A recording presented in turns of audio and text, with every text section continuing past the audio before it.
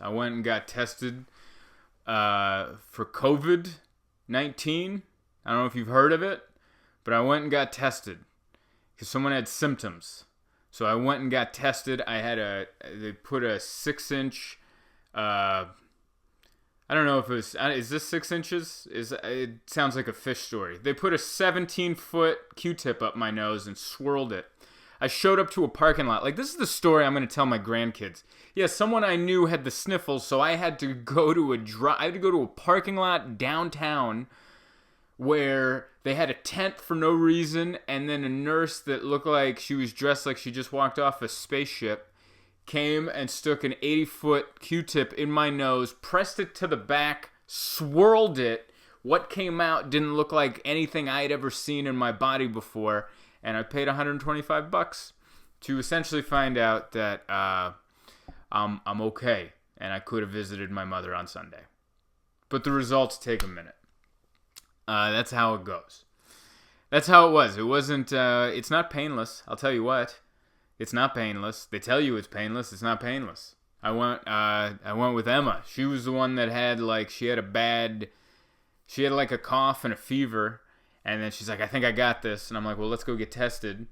And it pretty much played out like any couples activity I've ever tried to do in my entire life. Her situation was fine, and I got assaulted.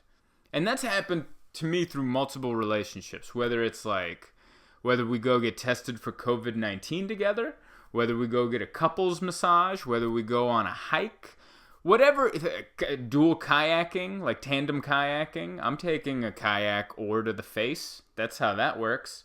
That's how it's always been for me. I just have bad luck in couples activities.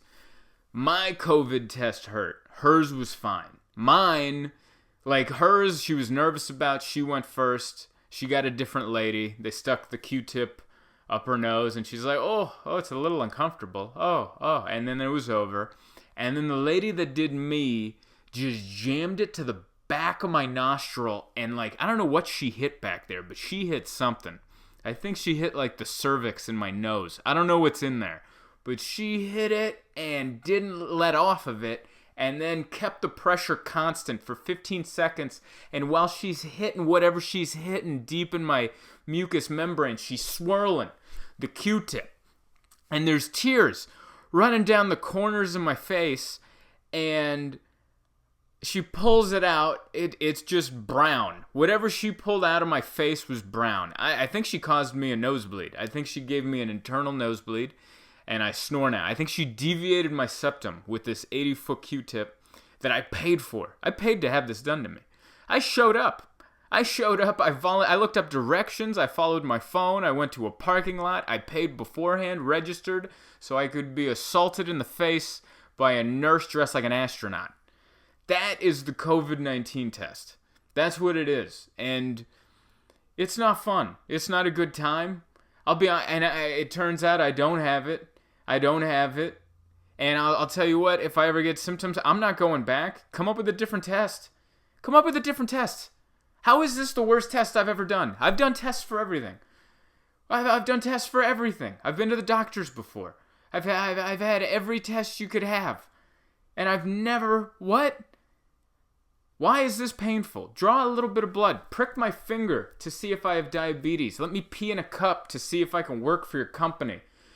What other tests are there? Hit me in the kneecap with a tiny, weak little mallet to see if my knee does this action. But why are you jabbing an industrial-sized gorilla Q-tip into the back of my face and hitting my nostril cervix and twirling it just to find out I'm fine?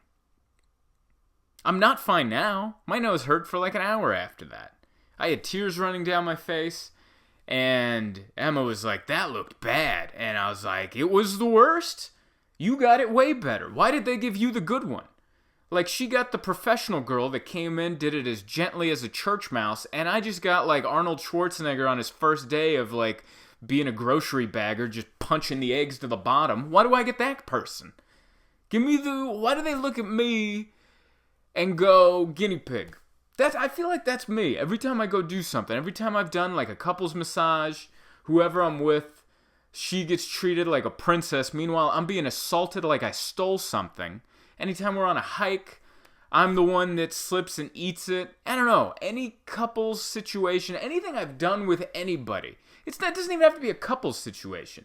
I go rent scooters in Mexico. The buddy I did it with, he was just having a great time. Sipping tequila, getting tacos, flirting with girls, dusting old ladies off a red light, you know?